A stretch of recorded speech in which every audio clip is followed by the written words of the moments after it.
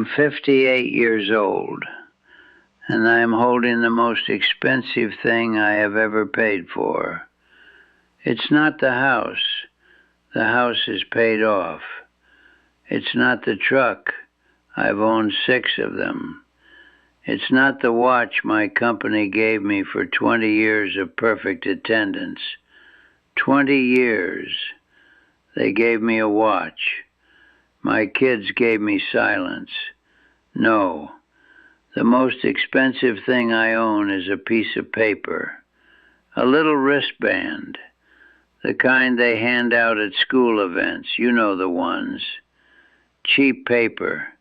Printed on some inkjet in the front office. This one says Dad in block letters. Faded now. And underneath that a date. May 14th, 2009. My daughter's first violin recital. 2nd row. Reserved seating. They saved me a chair. I found it 20 minutes ago. I was sitting at this kitchen table, sorting through a drawer full of tax receipts, old insurance documents, things you keep because you think they prove you did something right. And there it was, tucked between a phone bill and a W-2 from a job I can barely remember. This little crinkled wristband, still perfectly creased down the middle, like someone folded it carefully and put it away. My wife did that. She saved it. I don't know why. Maybe she thought I'd want it someday. Maybe she kept it as evidence. I paid every bill in this house for 30 years, every single one. And this is the receipt for what it actually cost me. Let me tell you something. I want you to hear this clearly. There is a lie out there that has destroyed more families than alcohol, more marriages than infidelity, more childhoods than poverty ever could. And the lie is this: a good father provides, period, end of sentence. That's the whole job. You put food on the table. You keep the lights on. You make sure your kids never have to wear secondhand shoes to school the way you did. And if you do that, if you sacrifice everything for that, then you're a good man. You did your part. I believe that lie the way some people believe in God, completely, without question, because I had proof. I grew up with nothing. My old man drove a delivery truck when he was sober enough to find the keys. My mother worked 2 jobs. We ate government cheese, and I wore my cousin's jeans until the knees blew out. I remember the smell of that apartment. Mildew and cigarette smoke and something like defeat. Like the walls themselves had given up. So I made myself a promise when I was 16 years old. My kids will never live like this. They will never feel this. They will never know what it's like to hear their parents fight about money at 2 in the morning through walls thin enough to punch through. And I kept that promise. Oh, I kept it beautifully. By 24, I had a full-time job in construction. By 28, I was a site foreman.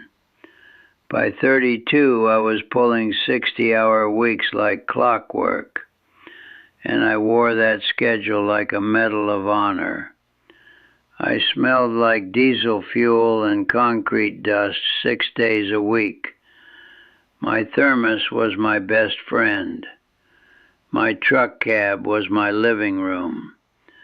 I'd leave the house at 5:15 in the morning, sky still dark, coffee still burning my tongue, and I wouldn't come back until 7, 8, sometimes 9 at night. I'd open the front door and the house would already be quiet. Kids bathed, homework done, dinner wrapped in foil on the counter. My wife sitting on the couch with that look on her face. You know the look. The one that isn't angry anymore. The one that's just finished. But I told myself it was worth it. I hit every number. Mortgage paid off 6 years early. Braces for both kids paid in full. College funds growing. New roof. New furnace. I was winning. At least I was winning at the game I thought I was playing. My wife would call me at work sometimes. Early on, those calls were long. She'd tell me about the kids, about her day, about something funny our son said at breakfast. Then the calls got shorter. Then she stopped calling. I didn't notice. I was too busy providing. My daughter, she was in orchestra. She'd bring home these little flyers, printed on bright paper, neon green and pink. Spring concert. Winter showcase. They'd end up pinned to the refrigerator with a magnet. And I'd see them at midnight when I was standing in the kitchen light eating cold leftovers. And I'd think, I'll make the next one. I'll make the next one. 5 words. That was my prayer, my little absolution, the thing I whispered to myself so I could keep going. Now let me tell you about May 14th, 2009, because that is the day I lost my daughter. She didn't die. She didn't run away. She just stopped believing in me. And I didn't even know it happened until years later. She was 11, 6th grade. First time playing violin on a real stage, not just the classroom. She'd been practicing for weeks. I could hear it some nights when I came home late, faint and scratchy through her bedroom door. Scales. The same passage over and over. She was working so hard. And I knew about the recital. My wife told me. My daughter told me. There was a flyer on the fridge, bright yellow this time. She even wrote on it in marker, "Daddy, please come," with a little star next to it. I can still see her handwriting, the way she dotted her eyes with circles. I told her I'd be there. I looked her right in the eyes on a Sunday morning, and I said, "I will be in that chair, sweetheart. I promise." The day comes, May 14th. I'm on a job site across town. We're behind schedule on a commercial build. The project manager calls a meeting at 4. The recital's at 6:30. I do the math in my head. I'll make it. Tight, but I'll make it. The meeting starts. It runs long. Of course it runs long. They always run long. At 5:45, I text my wife, "Save my seat, leaving in 10. I didn't leave in 10. The client had questions. The client always has questions. And I sat there in that conference room, under those buzzing fluorescent lights, with my hard hat on the table, and my phone face down, and I answered every single one, because that's what a provider does. That's the job. The client comes first because the client pays the bills, and the bills pay for everything. By the time I got to my truck, it was 6:50. I sat there in the parking lot and I knew I'd missed it. I started the engine and I drove home instead. I didn't even go to the school. I didn't even try. Because walking in late felt worse than not showing up at all. And that right there tells you everything about the kind of coward I had become. So let me tell you what I wasn't there to see, because my wife told me later. Years later, actually, after enough silence had built up between us that the truth finally leaked out like water through a crack. That auditorium smelled like floor wax and hand sanitizer. Rows of metal folding chairs, the kind that pinch your legs if you shift wrong. Fluorescent lights buzzing overhead. That sickly yellow-white that makes everyone look a little tired. Parents packed in shoulder to shoulder, holding phones up, saving seats with jackets and purses. Second row, right side. There was one empty chair. And draped over the back of it was this wristband. This little paper wristband that said, Dad. My wife put it there. She saved the seat the way you save a place for someone you still believe is coming. My daughter walked out on that stage in her white blouse and her black skirt, violin tucked under her chin. And the first thing she did, the very first thing, was look at the audience. She scanned the crowd, row by row, face by face. My wife saw it. She said our daughter's eyes moved like she was reading a book, left to right, searching. She got to the second row.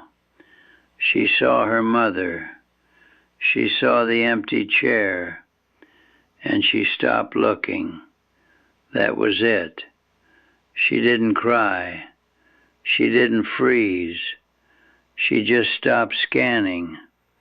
She straightened up and she played her piece. My wife said she played it beautifully. Not a single mistake. And when she was done, she took her bow and walked off that stage and never once looked at that chair again. That was the moment. I didn't know it then. I wouldn't understand it for years. But that was the exact second my daughter stopped expecting me to show up. She didn't make a decision about it. There was no argument, no confrontation.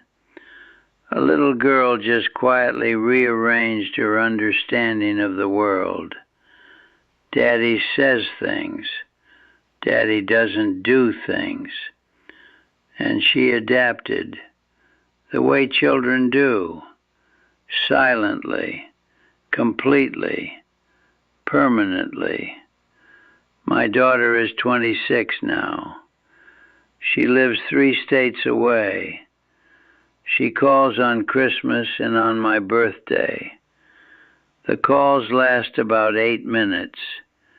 She asks how I'm feeling. I ask about her job. We talk about the weather like strangers at a bus stop. Polite, brief, empty. She doesn't hate me. That's what makes it so much worse. Hate requires energy. Hate means you still care enough to feel something. My daughter doesn't hate me. She just doesn't need me. She learned how to live without a father sitting in that auditorium chair, and she never unlearned it. My son, he's 30, and he terrifies me because he became me.